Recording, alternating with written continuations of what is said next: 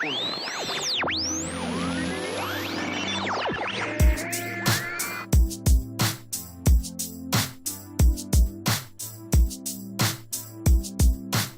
to the SportsBar Life. I'm your host Sri Viswasam, and this is the post-fight show to the money fight, Floyd Mayweather versus Conor McGregor. We've got an exciting show in store for you, and before I continue, I'd like to tell you that this show is proudly brought to you by the MMA Fight Store. You can visit the MMA Fight Store at mmafightstore.com.au. They are the largest retailer in MMA products in Australia, so make sure you hit them up, www.mmafightstore.com.au. They also have 3 retail outlets, so if you're not going to shop online, make sure you hit up their retail outlets for all your MMA needs, mmafightstore.com.au. And also, if you wish to keep up to date with the SportsBar Life, make sure you hit us up on Twitter, either at SportsBar Life or my personal account at Sri, S-R-I _Viswasam. That's VISUASAM. So, to the show, what we're going to do is we're going to go through the money fight in great depth. We've got 2 wonderful guests today.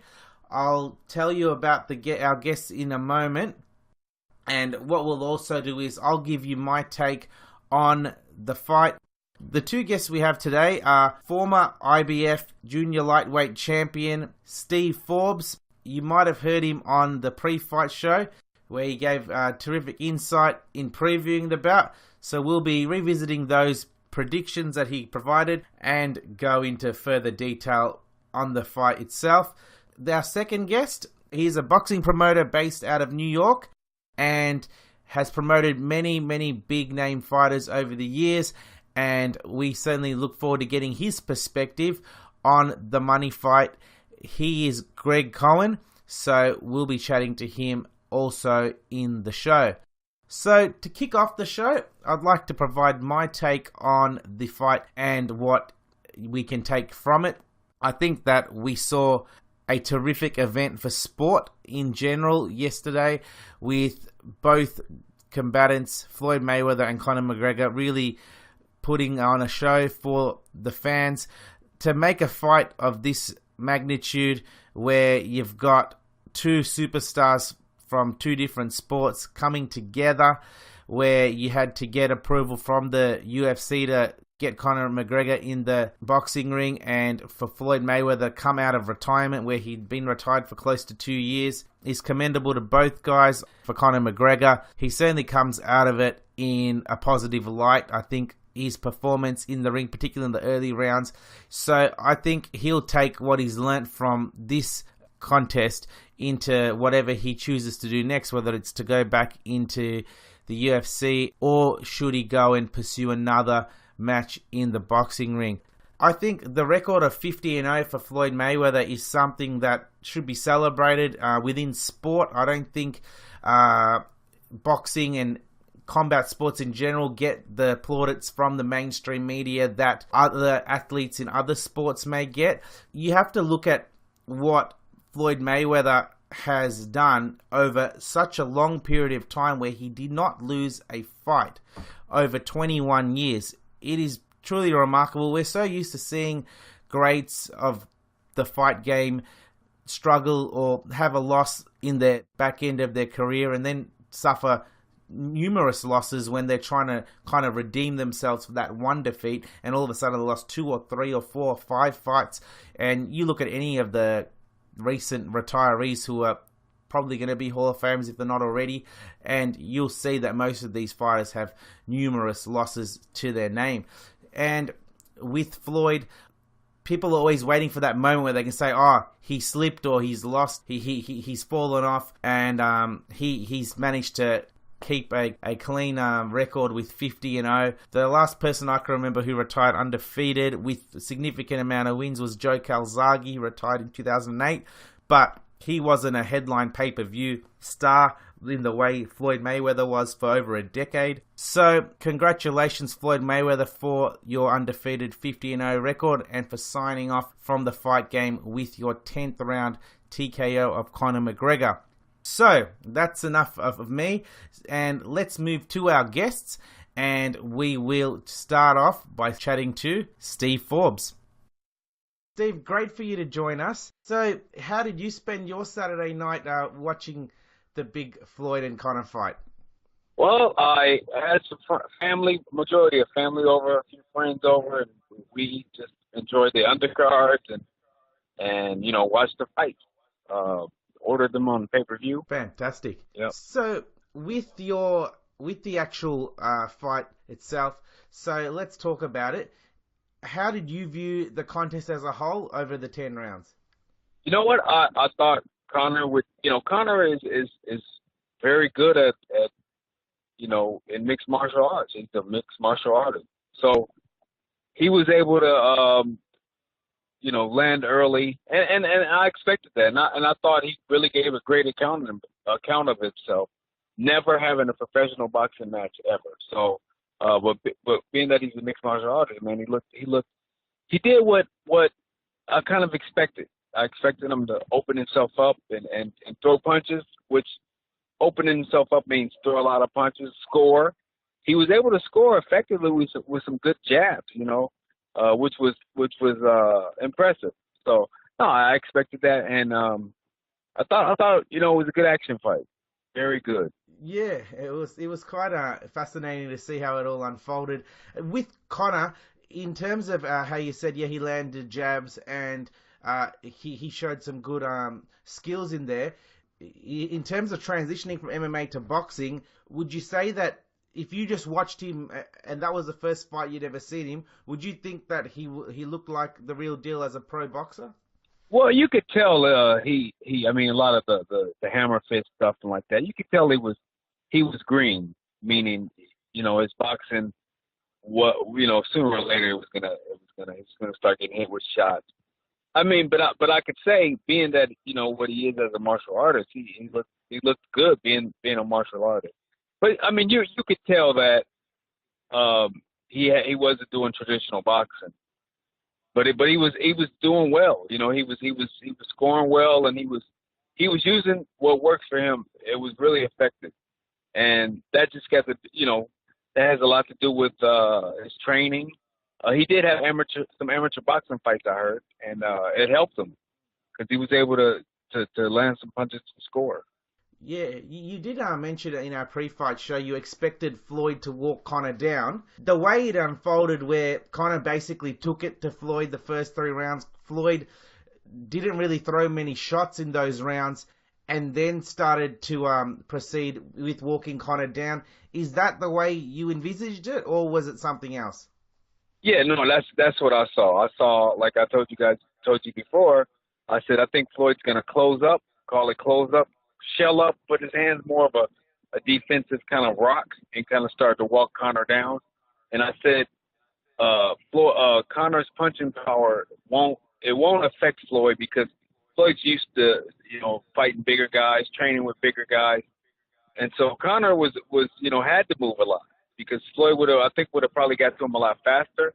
And good for Conor. He was in condition to kind of know that he would have to move.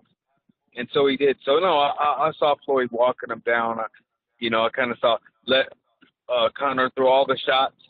And after, 20, 25 minutes, he's going to be a little bit tired from getting hit with shots and somebody constantly putting pressure on him. So I kind of expected that. Yeah, it's interesting to see with Floyd. I guess some people are saying, oh, well, you got caught by a number of times from a guy who's having his first pro fight. With Conor, do you think that having those advantages in height and reach really helped him here? Well, I think he made that work for him a bit with the reach because the jab was able to touch him. Normally, Floyd can judge a guy's distance, and Floyd's reach is really long itself. So I don't, and Conor was able to score. with the jab. So his reach was a little bit deceptive. He was able to even turn his shoulder a bit more and score. So no, I thought Conor made everything work for him as far as at a long range fight. You know, he used his tools. He was smart. He's a martial artist. He was smart to kind of. He wasn't a square either. He turned his body a little sideways to kind of get more reach. And I thought he used everything to great, like the height, being able to pull back from some shots, and using that great reach. I thought Conor fought. I thought Conor fought a great fight. I mean, he was just up against, you know, one of the best fighters in our generation, or in all, you know, in boxing, in all-time boxing, you know, one of the best ever. So, no, it was great. But I did think Conor used his advantages good. That's good. Yeah, and you did say earlier in the previous show that you'd expect him to have like a herky-jerky style. Yep. Is that the way it sort of looked to you? It did. I talked about him having a little herky-jerky, and he did. He had that herky-jerky movement. It's going to throw you off. It's not the norm for most boxers, but it's a good herky-jerky style, and he has some stiff punches. So, he did just that. I mean, and it helped him. I mean, it puzzled Floyd a little bit. It just took Floyd time to kind of figure him out after a few rounds. But, no, I mean, it was working well. And I think Conor in there with anybody else, it would have been probably similar. I mean, he would have had a herky-jerky kind of scoring fight. And if it would have been against an experienced fighter, and it was only like a 6-round fight or an 8-round fight, Conor would have probably won, you know, if fights were a 6-round fight at the kind of the beginning stage of a pro boxer. But, you know, he was just up against one of the best, you know, more experienced guys. And so I would expect more of that from experienced fighters to be able to kind of walk him down a bit because he's new. But, hey, he can lift his head up high, man. He did great. I thought he did really good. It was great to see, and yeah, I guess people didn't expect him to put up that sort of performance. He did fatigue quite noticeably from the mid rounds, and you did mention that it was a combination of throwing the punches and getting hit by many shots from Floyd progressively. So, what is it about boxing fitness that makes it tough for someone to go through a longer period fight when you got a guy who is considered super fit in mixed martial arts transitioning across? You know what I think is the preparation, the way you go through it. With a lot of us boxers, the experience kind of more elite type fights where you're getting ready for big time championship fights. The way we train, we are consistently throwing punches for, 3 minutes, even in training camp. And in a fight, if you throw, like in training camp, a lot of times the key is you want to throw 100 punches around in training. A lot of people work on that with super fitness. Let me throw 100 punches around when I'm sparring. Let me throw 100 punches around on the bag. Let me throw 100 punches around on the mitts. And so you start doing that, you develop a tolerance to keep punching, even when you get tired. But in a fight, you're not going to throw 100 punches. You may throw 50. You may throw half that each round.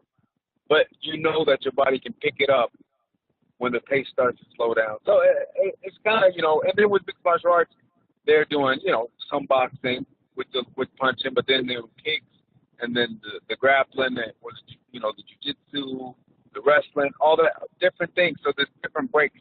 They can't focus their whole workouts all on punching, where in boxing, that's what we do. Boxing and foot positioning. I get you. So when you're, say, 100 punches around, would a lot of them be power shots, or would it be mainly like a large percentage be like the quick jabs and such? You mix it up. The way you train yourself is you mix up some shots, little small shots. Some shots are big power shots. Because you want to be able to pick it up. Because normally, if you get an opponent hurt, most of the shots are going to be all power shots. And so you want to be able to do it both. But most of the time, 100 punches around is going to be more of touching and scoring and getting your body used to, throwing a lot of punches. And then once a fight comes, you're only going to throw half those punches. So you'll be able to mix power shots in there, some little bitty shots, some flurry. Flurry shots are, 3 and 4 punch combinations that come right after each other. So, yeah. But with the mixed martial arts, you're working on kicking and punching and grappling and wrestling. So you can't just focus on all punching. So I think that's the advantage if a mixed martial artist was going straight up with a boxer. I mean, all we do is punch, and we use movement, move our bodies and stuff to get out of the way. But Yeah. I get you. Well, looking at the way the fight ended, was it a premature stoppage, or did you think the ref got it right?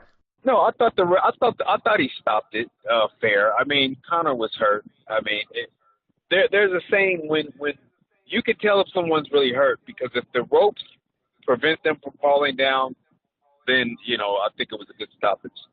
So as Floyd was landing right hands and then he landed a few left hooks, Conor was kind of sloping over the ropes a bit, and I think it was just a matter of time before one of those shots could do some really serious damage. Because Conor wasn't stable. He wasn't stable on his feet. Of those right hands, he was kind of leaning back. So I'm sure a lot of people would love to see, hey, let me go out like a warrior. I mean, I would say that too if I was in the fight. Let me go out let me get knocked down. Let me go out. But I would say this: it's better to stop a fight too soon than too late. I mean, Conor was hurt.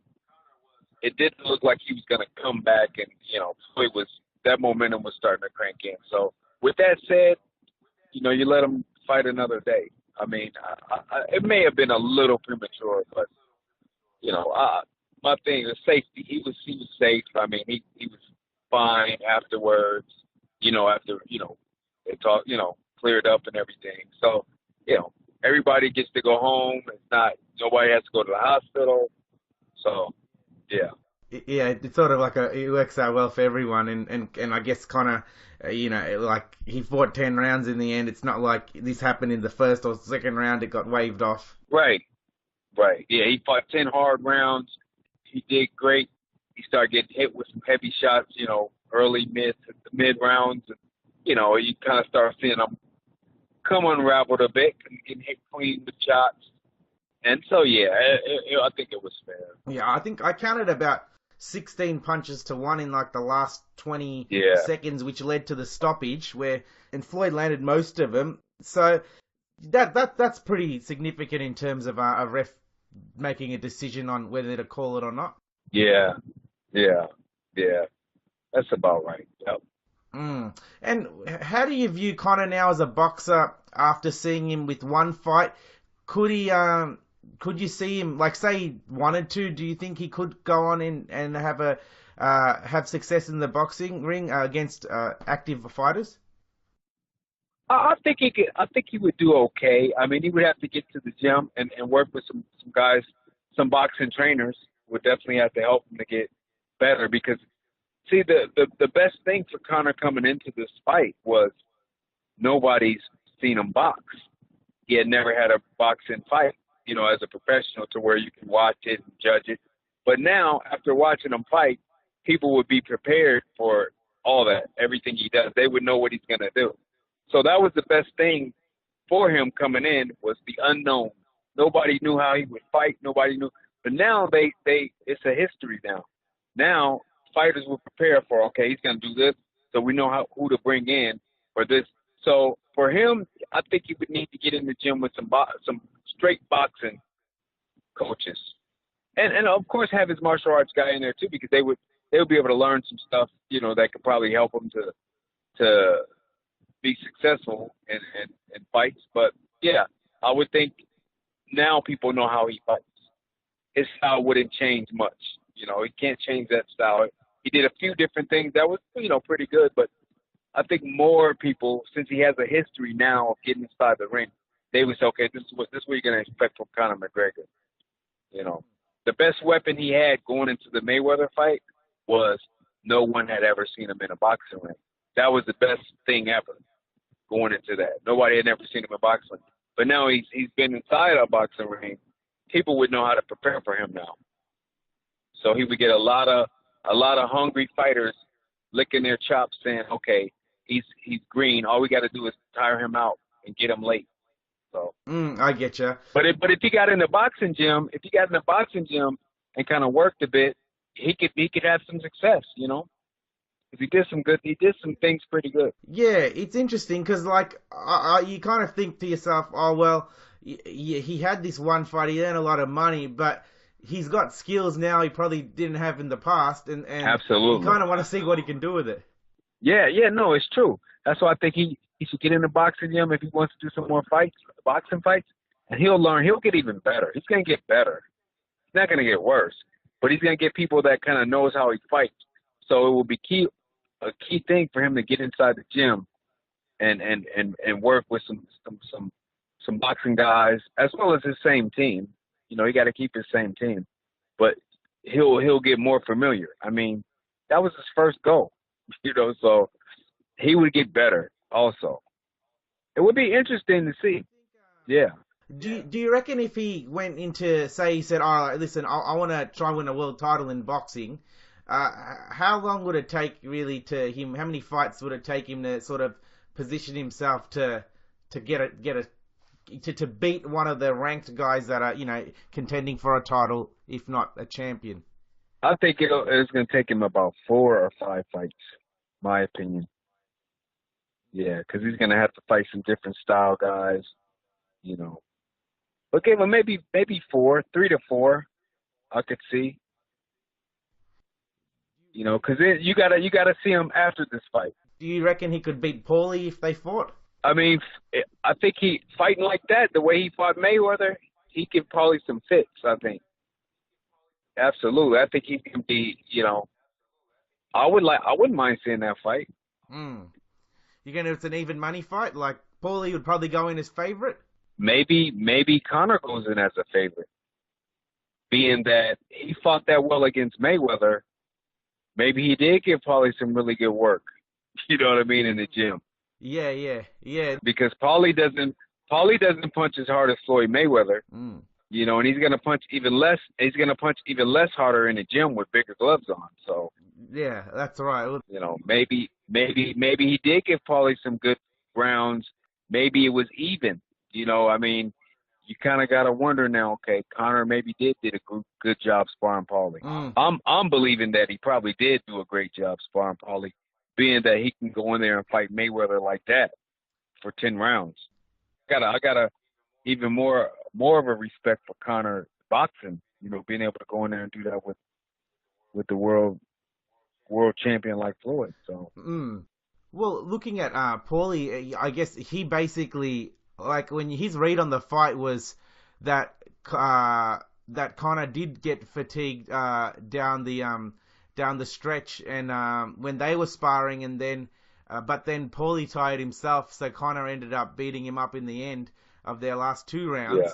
So if you're training and they sparred 3.5 weeks ago, and then for him not to adjust physically in terms of cardio and such from that time to the fight time, is that something that is not easy to do in a short period of time? Like 3.5 weeks, it would be hard to adjust boxing cardio? Well, it's possible, but I mean, there's a saying too. What happens when you tire? Do you stop punching or do you just, you know, work yourself good? There, you know, this is what I was always taught. If you don't get tired, you're not working hard. So if he was in training camp getting tired, that means he was working hard. So, you know, and I think his cardio did get a lot better in 3 weeks. Because I'll tell you this. If he was getting tired with Paulie after 10 rounds or whatever in sparring, and Paulie wasn't really in that great of shape, then he would have got tired a lot faster in there with Floyd Mayweather, who is a supreme boxer. Because I would tell you now, there was no way Paulie could have went 10 rounds in sparring with Floyd Mayweather. Absolutely not. It wouldn't have happened. Floyd would have warmed down so fast. So I believe his conditioning was great to be able to go even 10 rounds. I've seen Mayweather drop guys and knock guys out, big, strong, in-shape guys in 4 rounds inside the gym. They just couldn't keep the pace. He was to supply this mental type pressure.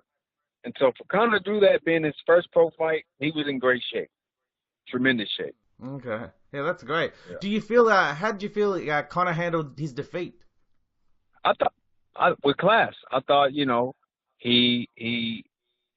is not a dumb person, basically. I mean, he handled it with class. He, took his lumps, took his bumps. Gave respect, earned a lot of respect. Man, I thought he handled it good, man, really good. Yeah, yeah. He's a guy. He you know what? He's good for combat sports, whether it's MMA or boxing. I think he's great for it. He fights with passion, with heart. He tells, he keeps the crowd, looking forward to what he's gonna say next. Yeah, no, he's a character. I think he's great. It's good. It's good. It's good to see how I think they sort of ended in pretty good terms with Floyd. So he's now retired from the sport with a 50-0 record, and he's fought for 21 years, headlining pay-per-views for over 10 years.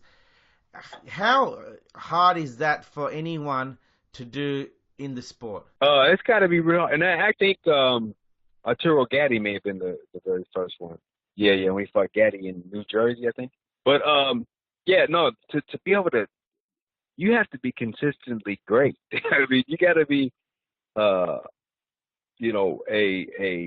maestro, a master of entertainment. I mean, for him to carry pay-per-views and headline pay-per-views and generate so much money, I mean, it's got to be, and it's rare to see a fighter with his style of boxing to be that guy. But he was like, he's almost like a solo performer to be able to do that. I mean, that has got to be extremely hard to do. I mean, I don't think it's going to be a long time before we see anybody do something like that, being able to carry pay-per-views like that and generate the highest amount of viewers and pay and all that stuff. And probably in combat history, it's going to be hard, to see that. But, records are meant to be broken, and I'm curious to see who's going to be that next person to do that. Yeah. I'm very curious. I guess there's a few undefeated guys at the moment, like Terence Crawford and Andre Ward. In terms of Floyd being able to, throughout like the back end of his career with all these mega events, how does the American sporting public look at him? Because boxing, I guess, is considered somewhat of a niche sport. Is he considered one of the great athletes in America or the world? I think so. I think, especially being that boxing is really not a team sport, although it takes a team to build a great champion. But as far as like, there's not a lot of team people out there, like a team of athletes competing all at the same time. And you're just you're your own franchise, if you want to say that. And so to be able to do that, that's incredible, man. To be able to be like that. And I'm curious. Like I said, I'm very curious to see who the next person to carry that torch. It's quite interesting to see that. See who it is. Yeah. Who would you rate as your top three in terms of being the next star in carrying this, in being the face of the sport? Oh, so many guys, because there's a lot of great fights. One of the guys that I think probably crossed over really big. The pound for pound guy right now, I think, is Andre Ward. I think, but he's not a bad guy. He's not the bad boy image. He's kind of, he's a family guy.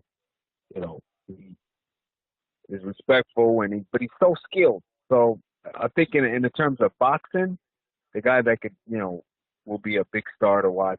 I like Andre Ward. I mean, he hasn't lost a fight since he was 12 years old. So, yeah. Yeah. But I think, honestly, this whole combat sports was center stage. I mean, this event was bigger than the Super Bowl.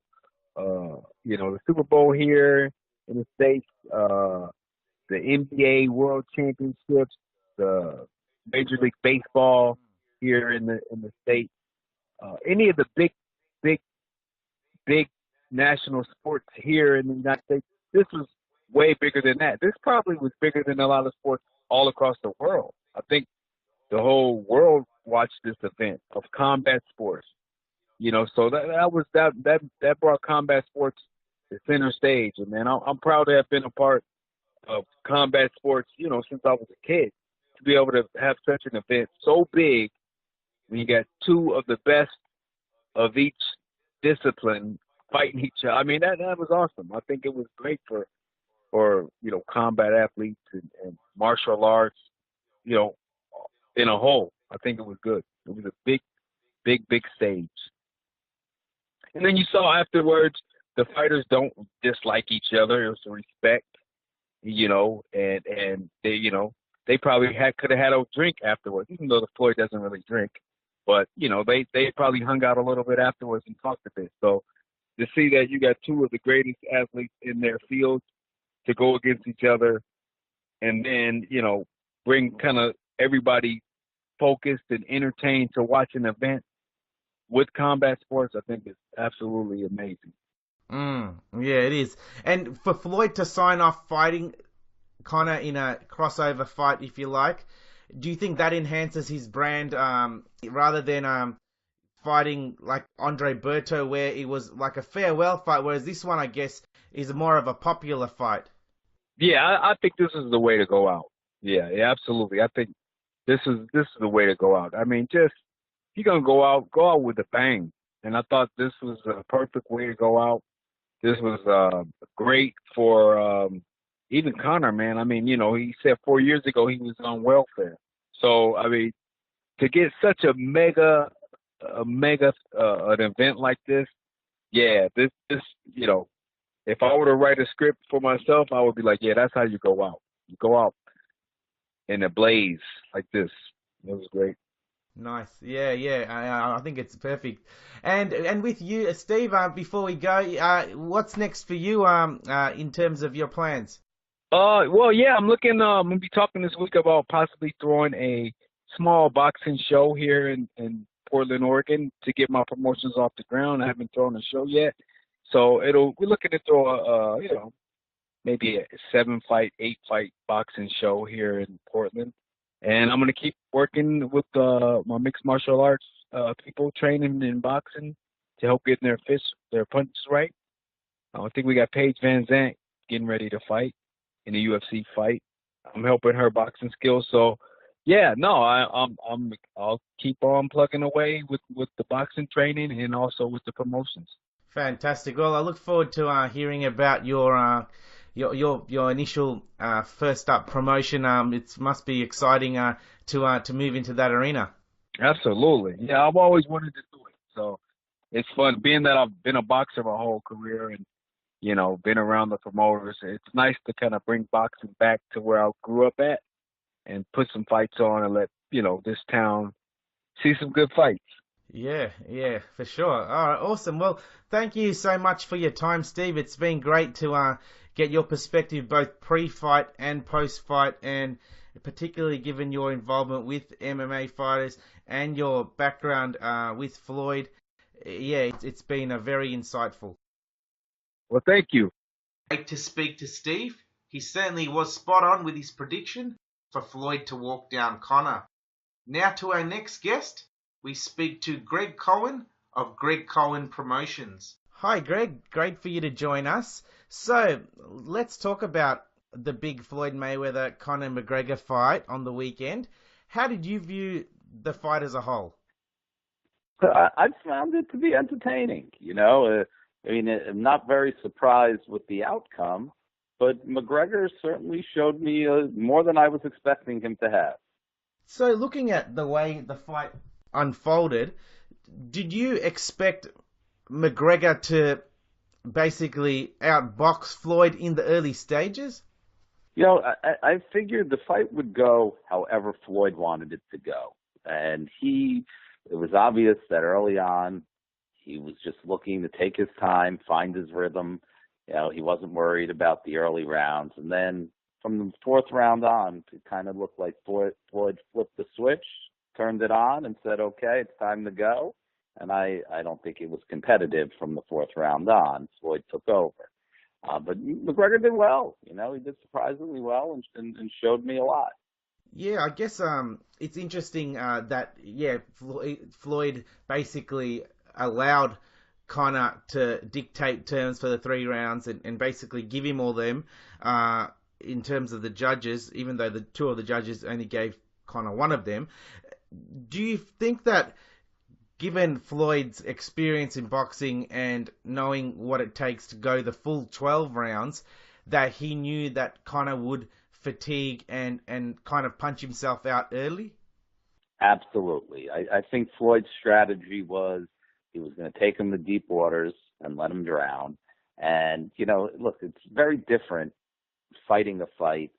And this was McGregor's first time in a real boxing match. It's different sparring than it is when you're in an actual fight and your adrenaline's pumping and, you get zapped of energy, and you have a guy with small gloves and no headgear hitting your back. It's a whole different experience. And I think Floyd knew from the outset that he was going to take McGregor into the mid to late rounds, and McGregor was just going to fade, and he was right. Yeah, like as a boxing promoter, you'd see guys come in and progress through the ranks and progress from distances from say 6 to 8 to 12 rounds, 10 to 12 rounds.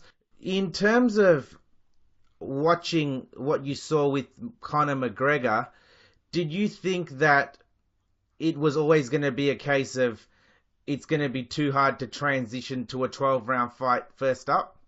There's no question. It was the guy was climbing an uphill battle from day one. But Conor McGregor is a special athlete, and he also has unbelievable, self-belief. And I knew it would be a very difficult task, and I didn't think he would beat Mayweather. But if anybody was up to the task of trying, think about this. This guy made his pro debut in boxing against arguably one of the greatest of all time. And he held his own. He didn't embarrass himself. To me, it was truly impressive, the performance that McGregor put on under the most difficult of circumstances. Yeah. And I guess it's good to see, and I think it worked out well for everyone that McGregor was competitive for an extended period of time, and Floyd gets his 50-0. With the outcome of this fight, do you feel McGregor has potential to be a successful boxer, say he chose to transition for a period of time? Listen, I think McGregor is an exceptional athlete, and he's a superstar. So if he wants to box, people are going to be interested in him boxing. Do I think he will have as much success inside the boxing ring as he will have in the octagon? No. He's had one professional fight, and he lost, and he got stopped. He did better than we thought he would do, but he still ended up getting stopped. Do I think if he fought any of the young studs like an Errol Spence or Keith Thurman, no, I don't think he can hang with guys like that. But do I think he could be an attraction and a box office superstar? 100% I do. Yeah, well, it's an interesting one. I guess if, say, Conor McGregor came to you tomorrow and he said, hey, I want you to take me to a world title, what would be the path you would navigate for him if you were going to do so? Listen, because of who he is, he can pick and choose who he wants to fight because he'll bring so much money to the table. So you don't go the conventional route that you would with a normal fighter. Heck, the guy, is 0-1, but he fought in the biggest fight of all time, commercially. I would say you decide what weight class you'd want to focus on. You look at the champions in that weight class, who you think you have the best opportunity, and look, they would be thrilled to fight McGregor because he brings so much to the table in terms of finances. There's no one that brings close to what he brings to the table. Yeah, and if Conor decided to be a boxer, based on what you've seen and based on what I guess the fan base he brings, say he fought Paulie Malignaggi next up, how many pay-per-view buys do you reckon that fight could pull in? You know what? Let's put things in perspective. One of the best fights in the last year was Canelo and Miguel Cotto, and two superstars, and of Hispanic descent.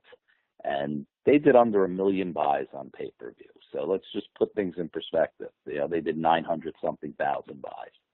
If you had McGregor against Malignaggi, I think it does 1.5 million to 2 million buys. I think McGregor just brings such a different fan base to the table, and I think it would be a smashing, financial success. And I have to tell you, the Malignaggi fight, that interests me, because you have a faded former champion who, even at his best, couldn't break an egg, and you put them together. It's very interesting. I mean, and when you see some of that footage that was leaked from sparring, who knows how accurate it really was.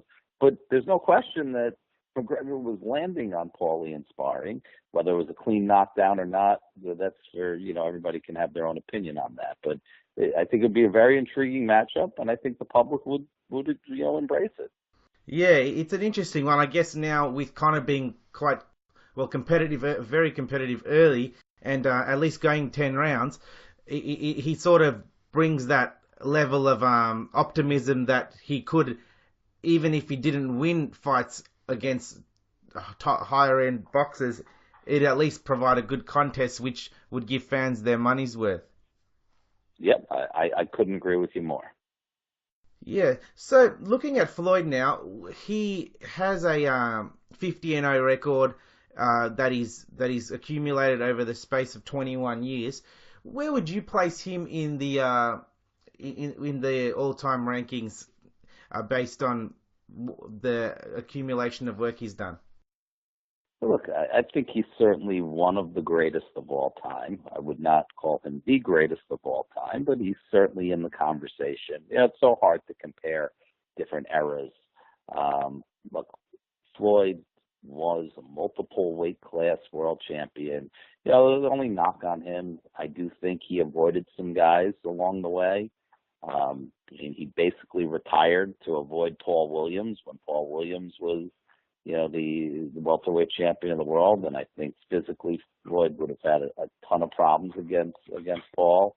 They waited 5 years too late to fight he and Pacquiao. So I give Floyd a lot of credit. I consider him an all-time great, but somewhere in the middle of the top 10 of all time. Okay, yeah, that's interesting to note. I guess with the pay-per-view, there's always been big fights in boxing, and I guess boxing was probably more mainstream back in the days of Ali and Joe Louis. But in this pay-per-view age, where the fights are built up over such an extended period of time, and Floyd's basically been the pay-per-view star for the past decade, how do you evaluate the ability to perform on that stage when comparing him against the other greats in the history of boxing? Now, look, he's been a major pay-per-view attraction, although he's always had a dance partner, and I mean, when you saw Floyd after the Pacquiao fight, when he fought Berto in his retirement fight at the time, it was a major disappointment at the box office. But Floyd has been at the top of the sport for many years. And when you're fighting the top names in the sport, and you're already the top guy, I mean, yeah, it's compelling. And he did a wonderful job of marketing himself with the Money Mayweather persona. And when he signed the deal with Showtime and went out on his own, to Showtime, I mean, he did an incredible job of self-marketing, and look, he's the highest paid boxer of all time, and hats off to him for a job well done. Yeah, yeah, it's pretty amazing achievement. And this fight with Conor, do you think that's a perfect way to sign off for Floyd, given he gets the 50-0 and he gets this massive payday, and also brings in a wider group of people, being MMA fans, to see how he goes in this environment? Listen, I'm one of the people who I thought this was a brilliant promotion. I thought it was a great way for him to have this final, let's call it, mega payday of his career and send off. It was very low risk, huge financial reward. He looked spectacular. He got a knockout. What better way than to walk into the sunset with making a few $100 million in spectacular fashion? I mean, thumbs up to him. And for any other fighter who dreams of getting pay for one fight in the 9-figure region, how hard is that for that to occur? I mean, it never occurs. I mean, it's you're talking about. I think there's 3 fighters that it's ever happened to. Mayweather-McGregor and Pacquiao. I don't know anyone else who's in that club. And certainly hope one of my guys enters that club one day soon. Yeah. All right. Well, we certainly appreciate your time, Greg. So how are things with your promotions, and what can we expect from Greg Cohen Promotions going forward?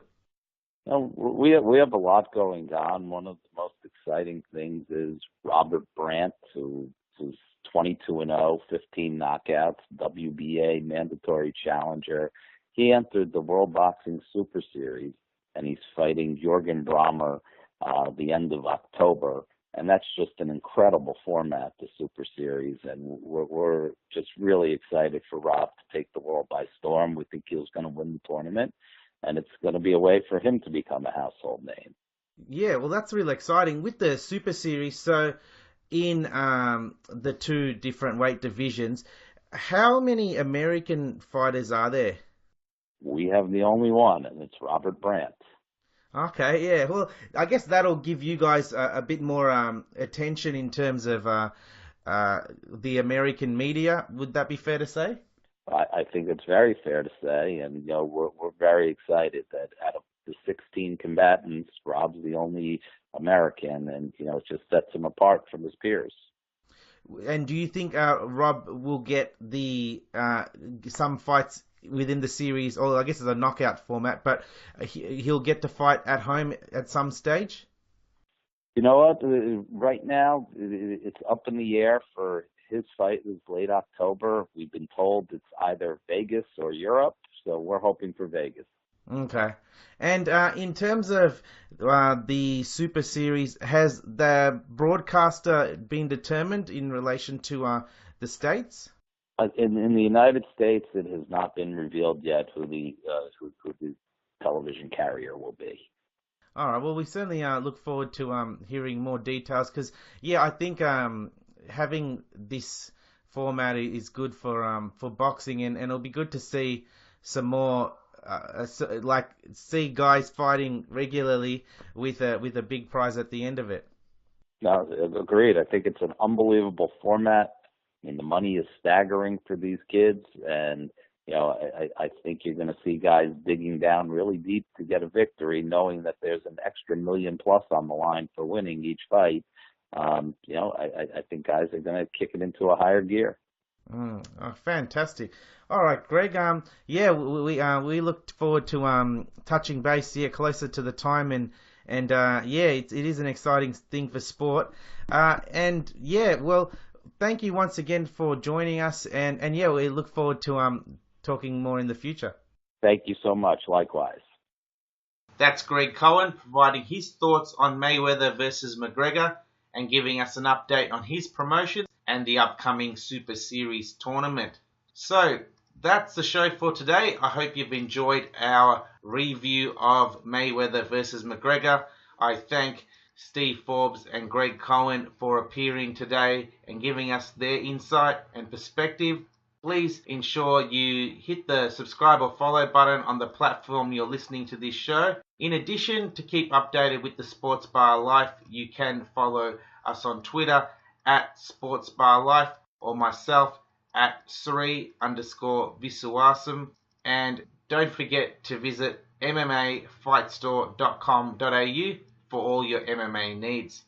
Thank you. Until next time.